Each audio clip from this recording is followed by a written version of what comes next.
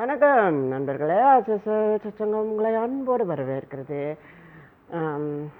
வழக்கம் போல் இந்த மாதம் நாளை வர இருக்கிற செப்டம்பர் மாதம் ரோஷ் ஹஷனா அப்படின்னு சொல்லப்படுகிற புது வருடப்பிறப்பாக இருக்கிறது. யூதர்களின் வருடப்பிறப்பு. இந்த வருடப்பிறப்பை ஆண்டவர் எப்படி நியமித்தார்னா, அவர்கள் எகிப்திலிருந்து வெளியே கொண்டு வரப்பட்டு முதல் மாதத்தை அவர்கள் வருடப்பிறப்பாக கொண்டாடுகிறார்கள். ஸோ அப்போ இந்த வருடப்பிறப்பு நாம் எகிப்தை நீங்கி வந்த நேரம் அப்படின்னு நம்ம சொல்கிறோம். ஆண்டவர் நம்மளை வனாந்திரத்தில் சேர்த்த நேரம். ஸோ இப்போ அதனால் இந்த வருஷம் வனாந்திரமாக இருக்க போதா இல்லைன்னா அவர்கள் அதை பற்றி யோசிக்க மாட்டார்கள். ஏன்னா இது அவர்களுடைய மீட்கப்பட்ட நாள் அப்படிங்கிறது தான் இந்த ரோஷ் ஹஷனா அப்படிங்கிற இந்த இந்த பண்டிகையாக இருக்கிறது, புது வருட பண்டிகை. ஸோ இப்போ நம்ம என்ன பண்ண போகிறோம், ஒரு புது வருட வாக்குத்தத்தம், ஒரு தீர்மானம் எடுக்க போகிறோம். ஸோ இப்போ இந்த புது வருஷத்தில் நாம் எகிப்தோடு இருக்கக்கூடாது, எகிப்தின் எந்த செயலும் இங்கே தொடரக்கூடாது. ஸோ அப்போ எகிப்தில் என்னெல்லாம் இருந்தது, எகிப்தில் ஒரு பழி வாங்கும் செயல் இருந்தது. 7 நாள் அவர்கள் பண்டிகை கொண்டாடினார். 7 நாள் ஆண்டவர் கடந்து போனார், முகம் பார்த்து கடந்து போனார். 7வது நாள் எகிப்தியனுக்கு அவர்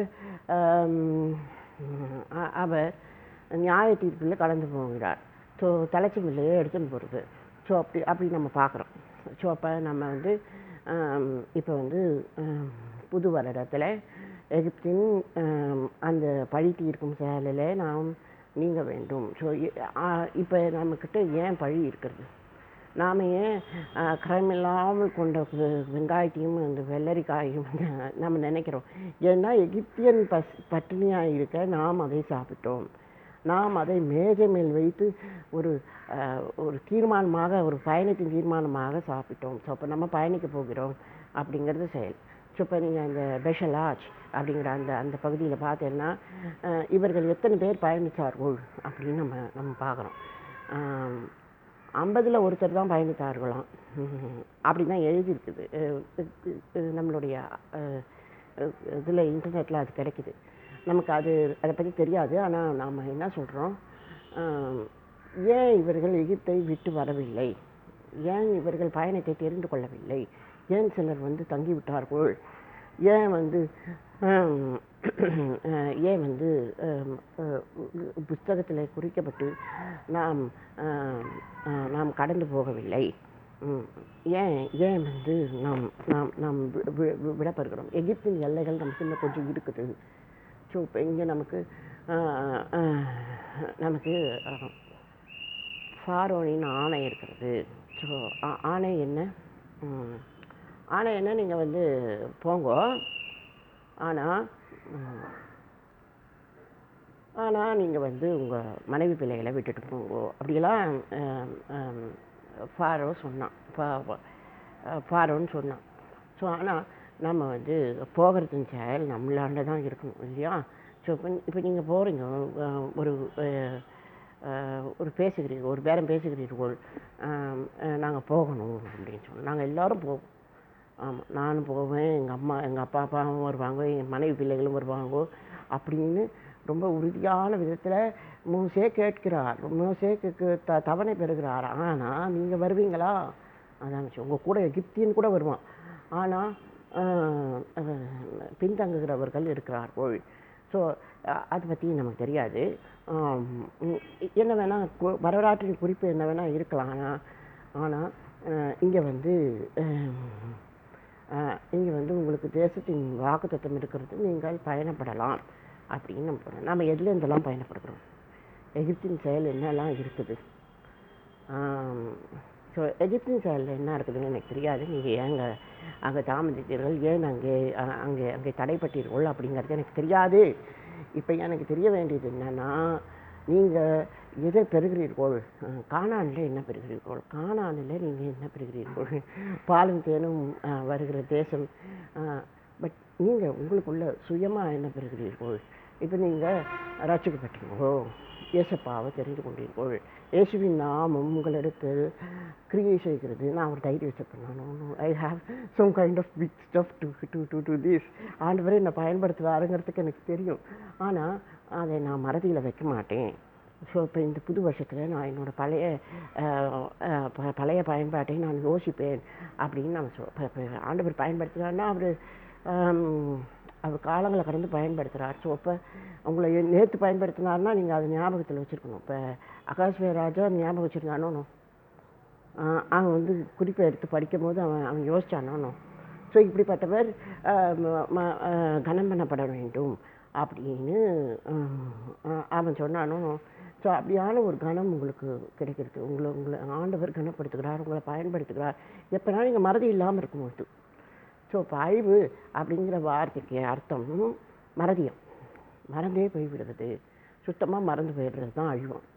ஸோ அப்போ ஆண்டவர் தன்னுடைய பரிசுத்த ஸ்தலத்தில் வைத்து உங்களுக்கு ஒரு உணவளித்து, மகாபரிசுத்தலத்தில் வைத்து உங்களுக்கு உணவளித்து என்ன சொல்லுகிறார்னா, மறந்துடாதே அப்படின்னு சொல்லுகிறார். ஸோ ஆண்டவரின் அந்த அந்தரங்க அறையின் வார்த்தை என்னன்னா, மறதியை நீங்க வேண்டும். ஸோ இப்போ நம்ம வந்து நீங்காத இடத்துல இருக்கணும். அதாவது ஆன்மீகம், ஸ்பிரிச்சுவாலிட்டி அப்படி சொல்கிறாங்க. ஸ்பிரிட் உங்களை நீங்காது. நீங்கள் வந்து உடன்படிக்கை செயலில் ஆவியை பெற்றிருக்கிறீர்கள். ஓகே, சந்தோஷம், நான் இல்லைன்னு சொல்லலை. ஆனால் நீங்கள் வந்து மறதியாக இருந்தீங்கன்னா ஆவி உங்களுக்கு வேலை செய்யாது. ஸோ எந்த மாதிரியான ஆன்மீக செயல் நம்மள்கிட்ட இருக்குது அப்படின்னு நம்ம பார்க்கணும். என்ன ஆன்மீக செயல் இருக்குது சொல்லுங்கள்.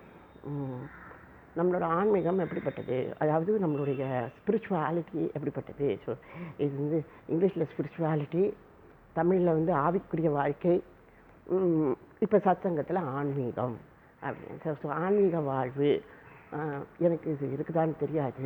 நான் தினம் காலையில் எழுந்திரிச்சு ஒரு பொம்மநாட்டியை சபிக்கிறேன். ஆமாம், நான் பொம்மலையாட்டையாக பிறக்கலையே அப்படின்னு நான் வந்து சந்தோஷப்படுறேன். அது வந்து என்னுடைய ஆன்மீக வாழ்க்கை. ஸோ நான் என்னோடய ஆன்மீக வாழ்க்கையை நான் சபிக்கிறேன். ஸோ ஸோ ஸோ அப்போ வந்து ஏன் வந்து யூதன் வந்து காலையில் எழுந்திரிச்சு பொம்மநாட்டியை சபிக்கிறான் அப்படின்னு கேட்டிங்கன்னா, அவன் மறதியை சபிக்கிறான். மற்றபடி பொம்மநாட்டியும் ஒரு எண்ணம் இருக்குதா அப்படின்னு கேட்டிங்கன்னா எனக்கு தெரியாது. ஏன்னா நான் ஆன்மாவை தான் பார்க்குறேன். ஸோ அப்போ நம்ம இப்போ வந்து நம்மக்கிட்ட மறதி, அவன் விரோதியானவன் செய்கிற நாடகம் என்னன்னு கேட்டிங்கன்னா, நாம் வந்து மறக்காத விஷயமா அவன் இருக்கான். ஸோ நாம் வந்து பரபிரமத்திலிருந்து பிறந்தோம். அதோடைய தலையிலேருந்து ஒருத்தர் பிறந்தார், ஒரு காலிலேருந்து ஒருத்தர் பிறந்தார், அவர் தொடையிலேருந்து ஒருத்தர் பிறந்தார். ஸோ இப்படி வந்து பரபிரமம் இப்படியெல்லாம் பிறப்பிச்சுது. ஸோ அதனால் வந்து மக்கள்கிட்ட வந்து ஒரு தலையிலேருந்து பிறந்தவங்க ஒரு ஜாதி, கையிலேருந்து பிறந்தவங்க ஒரு ஜாதி, தொடையிலேருந்து பிறந்த ஒரு மனுஷனுக்கு அதான் பரபிரமம் அப்படியெல்லாம் திருசாக இது வச்சுருக்கோம், பிறப்பு வச்சுருக்கோம். ஆனால் மனுஷன் பிறக்கிறது எங்கே? மனுஷன் பிறக்கிறது ஞாபகத்திறனில் தான் மனிதன் பிறக்கிறான். மறதியில் மனிதன் இருக்கக்கூடாது அப்படின்னு நம்ம பார்க்குறோம். ஸோ அப்போ நம்ம வந்து ஞாபகம் வச்சுக்கணும். என்னத்தை ஞாபகம் வச்சுக்கணும்? ஆமாம், இவன் நம்ம சகோதரன் அப்படிங்கிறத நம்ம ஞாபகம் வச்சுக்கணும். ஏன்னா சாத்தான்னு ஒரு சகோதர பகைங்க. ஸோ அப்போ மறக்க செய்கிற செயல் என்ன? இவன் சகோதரனே இல்லைங்கிறது தான். ஸோ இப்போ நீங்கள் ஒரு சகோதரனை தீய பழக்கத்தில் இருக்கான், அவன் வந்து இனிமேல் சகோதரன்னு கூப்பிடுறதுக்கான அருகதை அவனுக்கு இல்லை. ஆனாலும் அவனை நாம் வந்து மறந்துட முடியாது அப்படின்னு ஆண்டவர் சொல்கிறார். ஸோ அப்போ மறந்தே போகக்கூடிய ஒரு மனிதன் இருக்கிறான். ஆனால் நீங்கள் மறக்க முடியாத செயல் எதுன்னு கேட்டிங்கன்னா, அவன் உங்களுக்கு சகோதரன் அப்படிங்கிறது தான். ஸோ அப்போ நீங்கள் மறந்தே போயிடலாம். ஏன்னா வேறு வழி இல்லை. நீங்கள் அவனை மறந்தால் தான் நீங்கள் உங்கள் குடும்பத்தை நடத்த முடியும். ஸோ அப்படியான ஒரு தீய பழக்கம், அந்த ஒரு போதை நிலை இருக்கிறது. ஸோ இப்போ இந்த போதை அப்படிங்கிற விஷயத்தை பார்த்தீங்கன்னா இது வந்து இப்போ மறதி தான் அப்படிங்கிறத நீங்கள் தெரிஞ்சுக்கணும். ஸோ இப்போ உங்களுக்கு எந்த விதமான பக்க விளைவும் இல்லாமல் இருக்கலாம் இந்த தீய பழக்கத்தில். ஆனால் மறதி இருக்கும். அது என்ன சொல்கிறீங்கன்னா, நான் வந்து போதை வஸ்து இல்லைன்னா கூட மறதி இருக்குங்க. ஸோ அப்படியான ஒரு மறதியை நாம் நீங்க வேண்டும் அப்படின்னு ஆண்டவர் கருணை செய்கிறார். ஸோ இப்போ ஆண்டவர் எழுதி வச்சுருக்கார். அதுதான் ரோஷன். நான் அதை பற்றின விரிவான செயலை நான் MP3 போடுறேன். நிற்க முடியல. நம்ம வந்து ஒரு அறிமுக உரையாக மட்டுமே நம்ம இதை பார்க்கலாம். ஸோ அப்போ பார்க்கலாம். அது இப்போ மக்கள் வந்து ஜாதியில் என்ன பண்ணுவாங்க, உங்கள்கிட்ட வருவாங்க. இருக்கிற கிராமத்திலலாம் பார்க்கலாம், எல்லோரும் ஒத்துமையாக இருப்பாங்க. உங்கள்கிட்ட வருவாங்க, ஐயான்னு கூப்பிடுவாங்க. சரி, நீங்கள் ஐயாவாங்கிறது உங்கள் பேங்க் பேலன்ஸ் தான் சொல்லும், உண்மை. ஆனால் எதுக்காக அவன் ஐயான்னு உங்களை கூப்பிட்றான்னு கேட்டிங்கன்னா, உங்களை உயர்த்தி, ஆமாம், ஏதோ நீங்கள் வந்து பெரிய வீட்டில் இருக்கீங்க அப்படிங்கிற மாதிரி உங்களை உயர்த்தி உங்களை தாழ்த்தி விடுவான். ஏன்னா அவனுக்கு தெரியும், அவனும் வந்து இந்த கவர்மெண்ட்டில் தான் இருக்கான், இந்த ஜனநாயகத்தில் தான் இருக்கான், நீயும் நானும் சகோதரன், ரத்தத்தின் ரத்தம்லாம் அப்படி தான் அவன் ஓட்டு வாங்கினாங்க. ஸோ இப்போ பெரிய வித்தியாசம் இல்லைங்கிறது தெரியும், உரிமை இருக்கிறதுன்னு தெரியும். அவன் வீட்டுக்கு நம்ம போக முடியாது, அத்துமீறி அவன் நம்ம வீட்டுக்கு வர முடியாதுங்கிறதும் தெரியும். அப்போ இவன் ஐயான்னு கூப்பிட்டு நீ ஏன் வரான்? அவனுக்கு பலகீனம். அவனுக்கு ஏதோ ஒரு ஐயான்னு இவர் சொன்னாலும் கூட நம்மக்கிட்ட ஏதாவது நமக்கு அந்த 50 ரூபா கிடைக்குமா? நம்மளோட லிஸ்ட்டில் அது இருக்குதானோ, அந்த இது இருக்குது, போதைங்கிற அந்த வஸ்து இருக்குதானோ. ஸோ அப்போ சும்மா கொடுக்க மாட்டாங்க. உங்களுக்கு அந்த உழைப்பு பெறப்படும். ஆனால் உழைப்பாளியின் அடையாளம் இதுவாக இருக்கிறது அப்படிங்கும்போது, இப்போ நான் உனக்கு இதுக்காக நான் வந்து கொடுக்க மாட்டேன். ஆமாம், காலையில் வந்து நீ வந்து என்னை எதுக்கு அட்டன் பண்ணுற? தப்போணும். ஆமாம், நீங்கள் அப்பாயின்மெண்ட் இல்லாமல் போக முடியுமா? முடியாது. ஆனால் அப்படி நடக்குதே, அப்படி நடக்குதே. சமுதாயத்தில் உங்களை உயர்த்தி ஒருத்தர் இழிவுபடுத்துகிறாங்களே. சரி, இந்த ஊரில் இருக்கவே வேண்டாம், இப்படி இருக்க மோசமாக இருக்கு, நீங்கள் அதை விடுங்க, இங்கே வாங்கும். ஒரு தெருவை சுற்றி வர முடியல, காலையிலே புகைக்கவும், கண்டிப்பாக புகைக்க வேண்டும். ஐயோ, அது கொரோனாவே இல்லைன்னா கூட நம்ம மாஸ்க் போட்டே ஆக வேண்டும். ஆமாம், நான் ஒரு நாள் மாஸ்க் மறந்துட்டேன்னா கூட இந்த தெருவை சுற்றி வர முடியாது. ஏன்னா இப்போ இங்கே வந்து பொது இடத்தில் புகைப்பிடிப்பது தடை செய்யப்பட்டதாங்கிறதே கேள்விக்குறி. ஏன்னா என் வாய் என்ன பொது இடமான்னு கேட்குறான், காமெடி பண்ணுறான். ஸோ இப்போ நம்ம வந்து எதையுமே பயன்படுத்துவாங்க மக்கள் எதையுமே பயன்படுத்துவாங்க. அவங்களுக்கு தேவை அவங்க இதில் இருக்கிற அவங்க பட்டியலில் இருக்கிற அந்த வஸ்து, அதை அவங்க நிறைவு செய்யணும். ஸோ அப்படி தான் இப்போ குடும்பங்களுக்குள்ள. இப்போ நம்ம ஜாதியை வந்து வெளியில் பேசுகிறோம்னா அது வேறு விஷயம். இங்கே இந்த காலேஜில் ஜாதி பார்க்குறாங்க, ஆஸ்பத்திரியில் ஜாதி பார்க்குறாங்க, ஸ்கூலில் ஜாதி பார்க்குறாங்க, சம்திங் எங்கெங்கே ஜாதி பார்க்குறாங்கன்னு எனக்கு தெரியாது, சொல்கிறேன். ஸோ எங்கேயோ பார்க்குறாங்க. ஓகே, தேவாலயத்தில் ஜாதி பார்க்குறாங்க, ஏதாவது பண்ணிட்டு போகிறாங்க. நமக்கு அது தெரியாது, எனக்கு அவ்வளோவா அதில் பழக்கம் இல்லை. ஆனால் அடையாளம் ஒரு கேள்விக்குறியாக போய்விட்டு. இப்போ நான் என்ன ஜாதி எஸ்டிமேட் பண்ணிவிடுவாங்க. இவன் மெந்தேகோச சபையில் இருக்கான், வாய்ப்பு பெற்றிருக்கிறான், கூரைக்கு கீழே இருக்கான், இவன் என்ன ஜாதி ஆண்டவருக்கு தான் தெரியும், எனக்கு தெரியாது. என் தாய் கூட எனக்கு சொல்ல மாட்டான். ஏன்னு கேட்டிங்கன்னா, இட்ஸ் நாட் அபவுட் இப்போ நான் வந்து புஸ்தகத்தை படித்து பேசிகிட்டு இருக்கேன், அவ்வளோதான். புஸ்தகம் தான் என் ஜாதி. ஆண்டவர் குறிப்பெடுத்து வச்சுருக்கார், என்னை பயன்படுத்துகிறார். நான் ஆண்டவர் என்னை பயன்படுமாக அப்படியாக வைத்திருக்கிறார், அவ்வளோதான். பயன்படுத்தும்படியாக வைத்திருக்கிறார், அவ்வளோதான் எனக்கு தெரியும். ஸோ இப்போ நான் இந்த வேலையை செய்து கொண்டிருக்கிறேன், அவ்வளோதான் எனக்கு தெரியும். ஸோ இப்போ ஒரு விஷயம் இருக்குது, என்ன கேளுங்க. ஒரு என்ன சொல்கிறது, ஒரு கட்டட தொழிலாளி இருக்கிறார். ஒரு என்ன சொல்கிறது, ஒரு காவலாளி, போலீஸ்மேன் இருக்கிறார். ஒரு டாக்டர் இருக்கார். என்ன சொல்கிறது, ஒரு துப்புரவு பணியாளர் இருக்கிறார். ஸோ இவ்வளவு பிரிவுகள் இருக்குங்க. ஜாதிய பிரிவுகள் இவ்வளவு தொழில் பிரிவுகள் இருக்கிறது. ஸோ இப்போ நாம் வந்து அவங்க உட்காந்து புஸ்தகத்தை யோசிக்க முடியாது. ஆனால் அவங்களுக்காக நான் உட்காந்து யோசிக்கணும். அதுதான் பணி, நமக்கு கொடுக்கப்பட்ட பணி. ஸோ இப்போ அவங்க பாஷையில் நம்ம அவங்கக்கிட்ட நம்ம பேசணும். ஸோ இப்போ என்னன்னு கேட்டிங்கன்னா கொஞ்சம் அவங்களுக்கு வேலை குறைஞ்சி போயிடும். இப்போ நான் யோசித்து அவங்கக்கிட்ட பேசிட்டேன்னா அவங்க வேலை குறைஞ்சி போயிடும். அவங்க புஸ்தகத்துக்குள்ளே வந்துடுவாங்க. அதுதான் நம்மளுடைய பணி. நம்ம அதை செய்து கொண்டு இருக்கிறோம். ஸோ அப்போ அதுக்காக தான் நம்ம வந்து பிரயாசப்படுகிறோம், பேசுகிறோம். எத்தனை கஷ்ட நஷ்டம் இருந்தாலும் நம்ம வந்து நின்று பேசிகிட்டு இருக்கோம். ஸோ இப்போ நீங்கள் இதை தெரிந்து கொள்ளுங்கள். நான் வந்து உங்களுக்கு சிந்தனையில் வரணும், உங்களுக்கு செய்தியை சொல்லணுங்கிறதுக்காக தான் நான் நின்று இருக்கிறேன். ஸோ ஜாதிக்காக நான் நிற்க மாட்டேன். எனக்கு அதுக்கான நேரம் இல்லை. இங்கே யாரும் அப்படி கிடையாது. ஒரு புரியுதா? அற்புதமான செய்தி இருக்கிறது, அற்புதமான மனப்பதிவு இருக்குது. நீங்கள் எங்களை சந்திக்கலாம், எங்களை கூட தொடர்பு கொள்ளலாம். மறதிங்கிற விஷயத்தை பற்றி நான் பேசுவேன். ஆமாம், மறதி வந்து அழிவு. அது வந்து சாத்தானின் தந்திரம். அவன் வந்து சகோதர பகைங்கன் அப்படின்னு நான் சொல்லிகிட்டு இருக்கேன். இவ்வளோ தூரம் சொல்லிகிட்டு இருக்கேன். ஸோ ஆனால் நீங்கள் உங்களுக்கு மொழி இருந்தால் தான், நான் பேசுகிறது உங்களுக்கு புரிஞ்சால் தான், நீங்கள் வந்து இதை பற்றி யோசித்தா தான் நீங்கள் யோசிக்க முடியாது. அவங்கவுங்க டியூட்டியில் இருக்காங்க.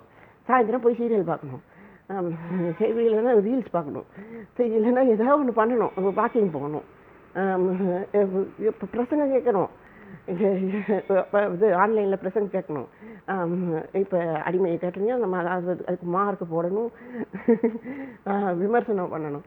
பட் இருக்கலாம், என்ன வேணால் இருக்கலாம். டியூட்டி இருக்குது, இது இருக்குது. ஆனால் உங்களுக்கு வந்து அந்த இளைப்பாறுதல் செயல் வரணும்.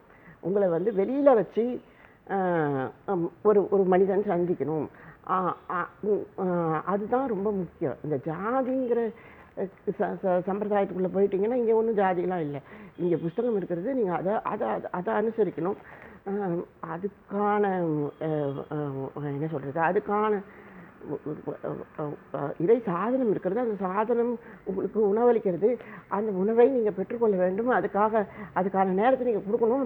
அப்படியெல்லாம் கொடுத்து ஜபம்லாம் பண்ணி இதெல்லாம் பண்ணி ஏற்பாடெல்லாம் பண்ணி இந்த துணியெல்லாம் துவைச்சி போட்டுட்டு வந்து உங்களுக்கு நின்றுங்கிறேன். ஸோ இப்போ இருந்தாலும் என் மொழி உங்களுக்கு புரியலைன்னா, நீங்கள் என்னை பயன்படுத்தலைன்னா, ஏதோ ஒரு விதத்தில் நீங்கள் இதை கேட்டு இதை பயன்படுத்தி உங்கள் வாழ்க்கையோடு நீங்கள் அதை சேர்த்துக்கலன்னா, நீங்கள் உங்கள் வாழ்க்கையோடு என்னை சேர்த்து பாருங்க, நானும் நீங்களும் ஒன்றாயிடுவோம்.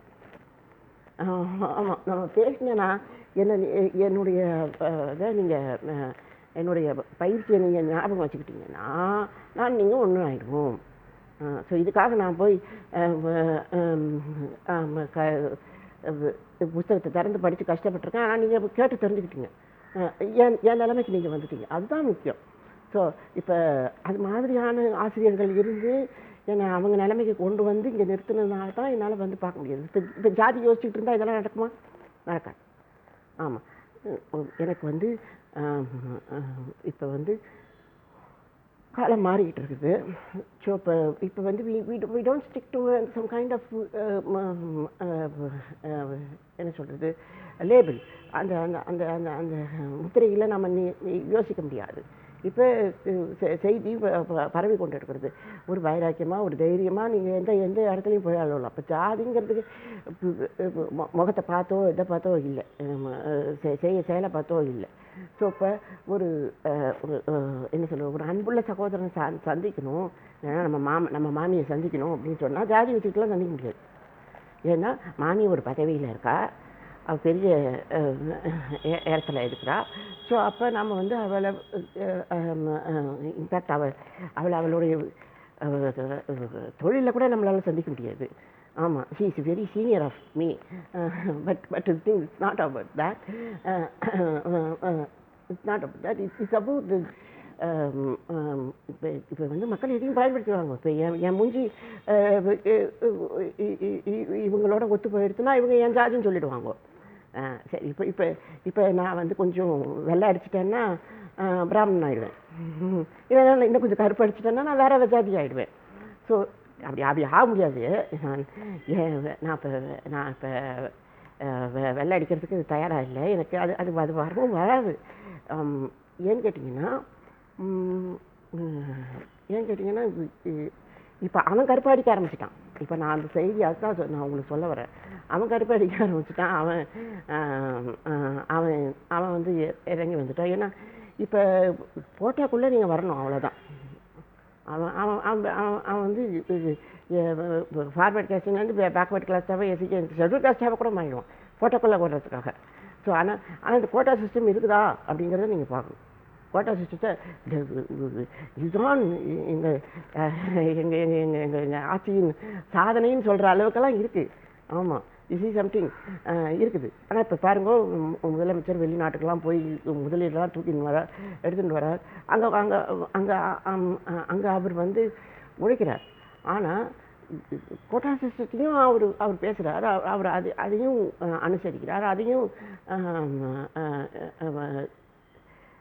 எங்களை ஜாதி ரீதியாக இது பண்ணு, கணக்கெடு, நாங்கள் எங்கள் நிந்தையை நீக்கு அப்படின்னு சொல்கிறார். ஸோ இது இது இது என்ன மாதிரியான எதிர்காலத்தில் இருக்குதுங்கிறது நமக்கு தெரியாது. ஸோ இப்போ நம்ம வந்து எந்த உதவி பெற்றாலும் அதில் வந்து ஒரு ஜாதி சாயம் பூசிடுவாங்கோ அப்படின்னு சொல்லும்போது வேதனையாக தான் இருக்குது. ஆமாம், பாருங்கோ, எனக்கு கொஞ்சம் உதவி கிடைச்சிருக்கிறதுங்கிறத நான் இப்போ உங்கள் முன்னாடி நின்றுட்டு சொல்லிட்டு இருக்கேன். ஆமாம், என்ன யாரும் இங்கே ஜாதி என்னன்னு கேட்கவே இல்லை. ஆமாம், நான் எங்கள் பேசரோட சமயக்கட்டு வரைக்கும் போயிருக்கேன். ஆனால் எனக்கு அந்த மாதிரி ஒரு பிரச்சனையும் இருந்ததில்லை. ஆமாம், எனக்கு அந்த எந்த தடையும் இருந்ததில்லை. யூசி ஜாதிங்கிறது உனக்கு அவன் ஜாதினா அவனுக்கு அவன் ஜாதி, அப்படி தானே சொல்லுவாங்க. அப்படி தானே சொல்லுவாங்க. ஸோ யூசி ஒரு அனாதை போல அவந்தரவெளி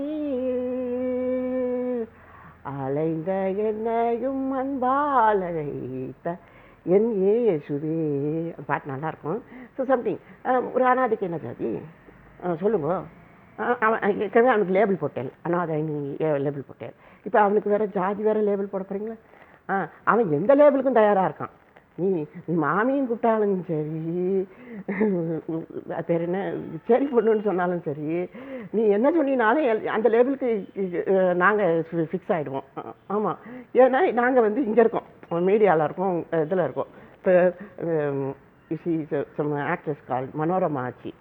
அவளுக்கு பிராமின் ட்ரெஸ் போட்டாலும் நல்லாயிருக்கும், சேரி ட்ரெஸ் போட்டாலும் நல்லாயிருக்கும், டப்பாங்கு தாடினாலும் நல்லாயிருக்கும், இது பண்ணாலும் நல்லாயிருக்கும். சம்திங் நான் சினிமாவில் சொல்ல மாட்டேன், இருந்தாலும் to the thing it's about the art of something it's about the grabbing of things, அவ்வளோதான். ஸோ இப்போ வந்து நான் வந்து கம்யூனிகேட் பண்ணணும், அவ்வளோதான். நான் எந்த பாஷையில் வேணால் பேசுவேன். ஆமாம், என் சுபாவமாகவே இது மாறிடுச்சு, என் வாழ்க்கையாகவே இது மாறிடுச்சு. நான் ஏதாவது ஒரு பாஷை பேசிட்டு ஏதாவது ஒன்று பேசிட்டு சொல்லிவிட்டு நான் தைரியமாக இருப்பேங்க. நான் மறதிக்கோ பொய் நாடகத்துக்கோ இடம் கொடுக்கவே மாட்டேன். சகோதர செய்தியில் நான் ரொம்ப கவனமாக இருப்பேன். ஒரு தடவை இந்த மாதிரி யூடியூப்பில் ஒரு கேள்வி வந்தது. சகோதரனை ஏமாத்துறது என்ன மாதிரியான பாவம், இதுக்கு என்ன முடிவு அப்படின்னு கேட்டாங்க. இவன் வந்து நரகத்துக்கு போவானா, இதுக்கு என்ன போவான், எங்கே போவான் சொல்லுங்கள், சகோதரனை ஏமாத்துறவன் எங்கே போவான், இது ஜெயிலுக்கு போவானா, எங்கே வேணால் போகலாம். சகோதரனை பகைக்கிறவன் அது ஒரு 1 2 3 4ன்னு வச்சுருந்தாங்க. நான் 4ன்னு சொன்னேன், ABCD எல்லாமே சரி. ஏன்னா சகோதரனை மதிக்காதவன், சகோதரன் கிட்ட நாடகம் நடத்துகிறவன் எந்த விதத்துலேயும் மதிக்கப்படக்கூடியவன் இல்லை, அவனுக்கு எந்த வாய்ப்பும் கிடையாது. நீங்கள் அதை புரிஞ்சுக்கணும். அவன் வந்து அவனோட நீங்கள் பேசவே முடியாது. ஆமாம், யூசி வயசானால் கூட ஒருத்தரை நீங்கள் அணுகணும்னா ஜாதியை கொண்டு தான் அணுக முடியும் அப்படிங்கிற நிலைமை இருந்ததுன்னா அவன் சகோதரனே இல்லை. ஆமாம், அவன் சகோதரனே இல்லை. ஏன்னு கேட்டிங்கன்னா ஒரே குடும்பத்துக்குள்ள ஜாதி நிமித்தமாகவோ இல்லை ஏதோ ஒரு முகத்தின் செயலை ஊதிய பாரு, ஒரு ஒரு என்ன சொல்கிறது, ஒரு ஜோசியம் பார்த்தேன், ஒரு இதை பார்த்தேன், இல்லை, இது ஒரு மனநிலை. மனநிலை அவ்வளோதான். என்னன்னு கேட்டிங்கன்னா, அவனுக்கு யாராவது ஒருத்தரை கழுதைன்னு சொல்லணும். அது பொண்டாட்டி கழுதைன்னு சொல்லுவான், அடுத்து பிள்ளைய கழுதைன்னு சொல்லுவான், அதுக்கப்புறம் வீட்டுக்கு வர குலமகளமாக தப்பு சொல்லுவான். So is just about some kind of அவர் ஒரு தாழ்ந்த மனநிலையில் இருக்கிறார், அவ்வளோதான். ஸோ இப்போ எதுலேயுமே அவனுக்கு யார் கிடைச்சாலும், குடும்பத்தில் யார் கிடைச்சாலும் அவரை இழிவுபடுத்தி விடுவார். அதுதான் விஷயம். அக்கா தங்கச்சியை இழிவுபடுத்தி விடுவார், அண்ணன் தம்பியை இழிவுபடுத்தி விடுவார். அதனால் அவர் தன்னைத்தானே யோசிக்கணும். ஆமாம், நான் வந்து நாடகத்தளத்தில் மாட்டிக்கிட்டேன் அப்படிங்கிறத அவர் புரிஞ்சுக்கணும். ஏன்னு கேட்டிங்கன்னா, நீ என்ன இப்படி பேச முடியாதுமா, நீ என்கிட்ட இப்படி கேட்க முடியாதுமா, ஆமாம், நீ என்ன வாரிசு இல்லைன்னு சொல்ல முடியாது அப்படின்னு நீங்கள் சொல்லணும். ஆமாம் ஆமாம், is is and kind of அவர்கிட்ட கொஞ்சம் கரம் இருக்கிறது, அவர் அங்கே பலமாக இருக்கார் அப்படிங்கிறது விஷயம் இல்லை. நீங்கள் பலமாக இருக்கணும். ஆமாம், இவன் சகோதர பகைங்கன், இவங்கிட்ட நேரத்தை எதிர்பார்க்க முடியாது அப்படிங்கிறத நீங்கள் தெரிந்து கொள்ள வேண்டும். ஏன்னா நீங்கள் சகோதரன் அட்டன் பண்ணணும், நீங்கள் போகணும், விசாரிக்கணும். என்ன உனக்கு ஏன் இந்த தாழ்வு, நீ யார்கிட்ட பழித்திக்க இருக்கிறார், யாரை பழித்திக்கணும் இருக்கிறார், ஆமாம், என்ன பழித்திருக்க முடியாது அப்படின்னு நீங்கள் சொல்லணும். ஸோ அப்படி ஒரு உறுதியான ஒரு நிலை இல்லைன்னா நீங்கள் வாழவே முடியாது. நீங்கள் நீங்கள் கஷ்டப்பட்டுக்கிட்டு தான் இருக்கணும். ஸோ உங்களை கஷ்டப்படுத்துறதை விட உங்களை என்ன சொல்லுங்க, ஜாதி ரீதியாக உங்களை ஜாதி பிரச்சனைங்கிறாங்களா, உங்களை தள்ளி வைக்கிறாங்க பார்த்தீங்களா, அது இன்னும் வேதனையானது. இப்போ நம்ம வந்து சாப்பாட்டு கஷ்டப்பட்டால் கூட பெற்றுடலாம், சரி, ஏதோ கிடைக்கிறத வச்சு நம்ம சமாளிச்சிடலாம். ஸோ அது வந்து ஒரு கஷ்டம்தான், பெரிய கஷ்டம்தான், சமாளிச்சிடலாம். ஆனால் உங்களை வந்து ஜாதியே தப்பு, நீ வந்து இனத்திலே சேர மாட்டாய், நீ சமூகத்திலே சேர மாட்டாய், போடா பெரிய சமூகம், அதெல்லாம் நான் வந்து யோசிக்கிறதே இல்லை. ஆமாம், நான் புஸ்தகத்தை யோசிக்கிறதுக்கே எனக்கு நேரம் இல்லை. இதில் வந்து சமூகம் ஜாதி இதுக்கெல்லாம் எனக்கு நேரம் இல்லை. ஸோ இப்போ ஆண்டவர் என்னை ஜாதி பார்த்து சந்திக்கவில்லை. ஆண்டவர் என்னை தன்னுடைய வாஞ்சையின் செயலில், விருப்பத்தின் செயலில், என்ன சொல்கிறது, ஒரு சந்திப்பின் செயலில் தான் சந்தித்தார். ஸோ ஆண்டவர் என்னை சந்தித்தார் அப்படிங்கிறத நான் சொல்லிக்கிறேன். ஸோ இப்போ ஆண்டவர் ஒரே ஒரு மனிதனை ஆபிரகாமை தெரிஞ்சிருக்கிறார். இன்றைக்கி ஒரு குடும்பம் ஒரு தேசமாக இருக்கிறது. ஆமாம், ஆனால் நீங்கள் சொல்லுவோம், ஆபிரகாமும் சாதாரண மனுஷன் தான், அவனுக்கும் புள்ள பிறக்கல, 100 வயசு ஆகிடுது. ஸோ இப்படியெல்லாம் அவனுக்கும் கஷ்டம் இருந்தது. ஆனால் அவன் தேசமாவாங்கிறது அவனுக்கு ஏன் எழுதின்றது? ஆமாம், ஏன்னா அவரோட யாக்கோபு 12 பிள்ளைகள் பெறுவார் அப்படிங்கிறதுனாலயா? இல்லை, கண்டிப்பாக இல்லை. ஆமாம், கண்டிப்பாக இல்லை. ஏன் அவர் தேசமாக இருக்கிறார்? ஏன்னா அவர்கிட்ட ஒரு வாக்கு இருக்கிறது. ஆமாம், அவர்கிட்ட ஆமாம், ஒரு பிளட் லைன் இருக்குது, பெரிய பிளட் லைன் இருக்குது, 12 கோத்திரம், 12 இது இருக்குது. நான் பெரிய மனித ஜாதி தான், மனித சமூகம் தான். ஒரு பெரிய 200 வருஷம் அரிஜன்லேருந்து 120 வருஷமாகி இப்போ 70-80 வயசாகி இப்போ வந்திருக்கோம். நம்ம டவுன் சைஸ் ஆகிட்டே இருக்கோம். ஆண்டவர் ஒவ்வொரு தடவையும் டவுன் சைஸ் ஆகிருக்கார். ஆமாம், அவர் கருவிலேயே உங்களுக்கு இது எக்ஸ்பைரி டேட்டு முத்திரை குத்திட்டு வர்றார். நீங்கள் அது வரைக்கும் ஹார்மோன்ஸாக செக் பண்ணணும், இந்த சுகராக இதுவா அதுவான எல்லாம் மாத்திரையெல்லாம் சாப்பிட்ணும். ஐயோ சமயம் கம்மி, ஐயோ சாமி சொல்லிட்டாருப்பா, ஆமாம்மா இப்போவே அனுபவிச்சிடுன்னு சொல்லிட்டாரு சொல்கிறாங்களானோ. ஸோ வாழ்க்கை வந்து அனித்தியம், சீக்கிரம் இது செய்யணும்னு சொல்கிறாருன்னு. So something like that. அதெல்லாம் ஒன்றும் இது வந்து முக்கியமான அனுபவம் புஸ்தகம் தான். யூதர்கள் அப்படி தான் ரொம்ப கவனமாக இருப்பாங்க. ஸோ அதனால் நம்ம வந்து மறதியை நீங்க வேண்டும் அப்படின்னு நம்ம சொல்லிக்கிறோம். இப்போ இயேசுநாதர் பிலாத்துக்கிட்ட வர இந்த மாதிரி தலைமை ஆசாரியர் அவன் ஆளை வச்சு கணக்கில் அரைகிறான். நீ ஏன் அரைஞ்சாய்? ஆசாரியன் இருக்கிறா, அவன் சொல்லணும், அவன் தீர்ப்பிடணும், அதுக்கப்புறம் தான் நீ வந்து பேசணும். ஆனால் நீயே இதை எடுத்துட்டார், நீயே உன் கையில் அதிகாரத்தை எடுத்துக்கிட்டார். இப்போ அதுதான் அப்படி நடக்குது. இப்போ அவங்க ஒரு ஒரு திட்டத்தில் தான் வராங்க. ஆமாம், இப்போ வந்து ரோமுக்கு பரபாஸ் கொல்லப்படணும். ஆமாம், இவங்க நான் வந்து அவன் வந்து சொல்கிறான், அப்படி ஒரு இது இருக்குது, அவங்க அப்படி ஒரு நடைமுறை இருக்குதான்னு தெரியாது, ஆனால் உங்களுக்கு நான் பஸ்கால ஒருத்தரை நான் விடுதலை பண்ணுவேன் அப்படின்லாம் அவன் பேசிகிட்டு இருக்கான். அந்த நேரத்துலேயும் அவன் பரபாசை எப்படியாவது என்கவுண்டர் பண்ணிடணும்னு நினைக்கிறான். ஸோ இப்போ அதை அவன் யூஸ் பண்ணிக்கிறான். இப்போ யூதர்கள் ஒரு வாய்ப்புக்கு கொடுத்து அவன் இயேசுக்கா வாய்ப்பு கொடுக்குறான். உங்களுக்கு இயேசு வேணுமா பரபாஸ் வேணுமான்னு ஏன் கேட்குறான்?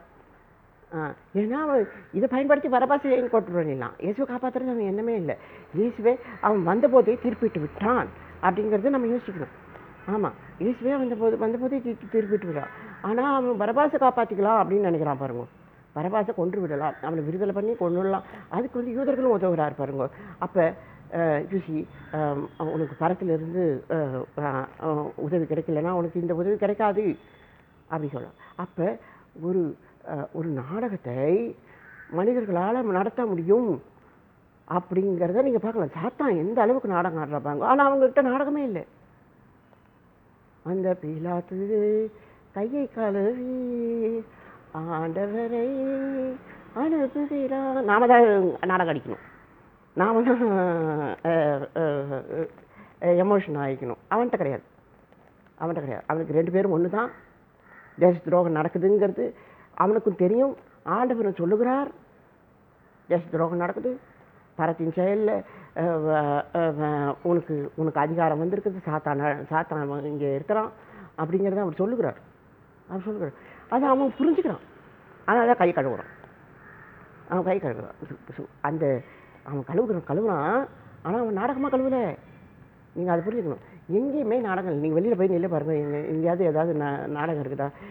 ஏதாவது மக்கள் போகிறாங்க, அவங்க வெளியில் வந்தாங்கோ, வெளியில் வர மக்கள் அப்படி தான் இருப்பாங்க, அவ்வளோதான். மறுபடியும் அவங்ககிட்ட எந்த நாடகமும் இல்லை, எந்த இதுவும் இல்லை. ஆனால் ஒரு சாத்தானிய நாடகம் எப்பொழுதும் இருக்கிறது அப்படிங்கிறத நம்ம பார்க்கணும். மக்கள் டிரைவ் பண்ணுறாங்கோ, ஒரு இதுவே இல்லைங்க. ஒரு பெடஸ்ட்ரியனுக்கு என்ன மரியாதையே கிடையாதுங்க. ஆமாங்க, நீ வெயிட் பண்ணு. நான் வெயிட் பண்ணால் நாங்கள் என்னென்னா அடுத்த ஜென்மா வரைக்கும் வெயிட் பண்ணிகிட்டே இருக்க வேண்டியதான்.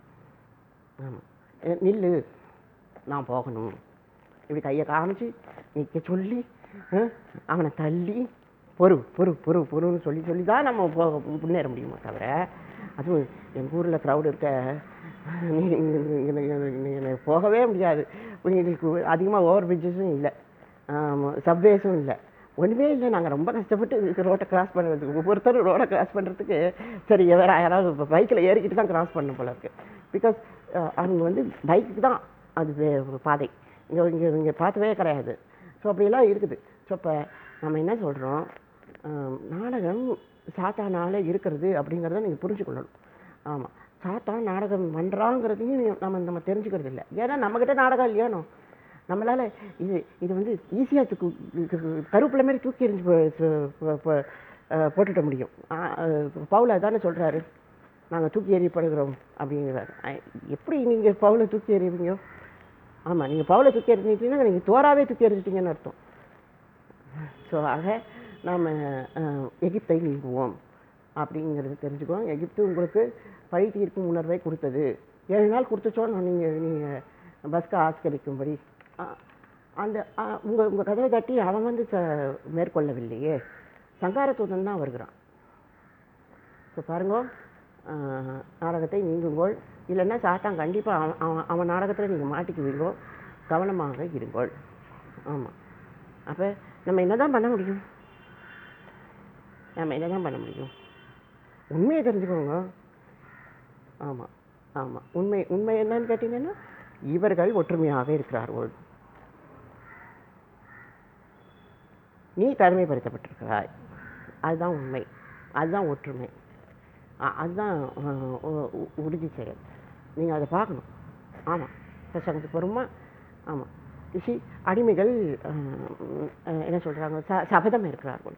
அடிமைகளால் அதான் செய்ய முடியும், தெரியுமா? ஆமாம், நான் வந்து உன்னை கொல்லுவேன் அப்படின்னு அவன் அவன் நின்று சொல்கிறான். இப்போ அவனோட கொல்றதுக்கு வாய்ப்பு கிடைக்குமா? கிடைக்காது. நீ அடிமை, நான் உன்னை கொல்லுவேன் அப்படின்னு சொல். ஸோ ஆனால் அடிமையின் சபதத்தையும் தேவன் எடுக்கிறார். கதையின் செயல் எடுத்துக்கொள்ளுகிறது. அதுதான் அடிமையின் வார்த்தையும் அது எடுத்துக்கொள்ளுகிறது. அதுதான் செயல். நீங்கள் பார்க்கலாம், இது சாத்தானிய நாடகம்னு நமக்கு நமக்கு அந்த அந்த நிதானம் வரலைன்னு வச்சுக்கோங்களேன், அடுத்த நாள் கூட உங்களுக்கு கிடைக்காது. ஏன்னா சாத்தான் உங்களுக்கு ஒரு ஒரு நாளை கூட கொடுக்க மாட்டான், உங்களை அழித்து விடுவான். மறதிங்கிறது மிகப்பெரிய தோல்வி. நீங்கள் மறதியை நீங்க வேண்டும். எதை செஞ்சாலும் தைரியமாக செய்யுங்கோ, ஞாபகத்தோடு செய்யுங்கோ, அதுதான் முக்கியம். அது சங்கம். நன்றி.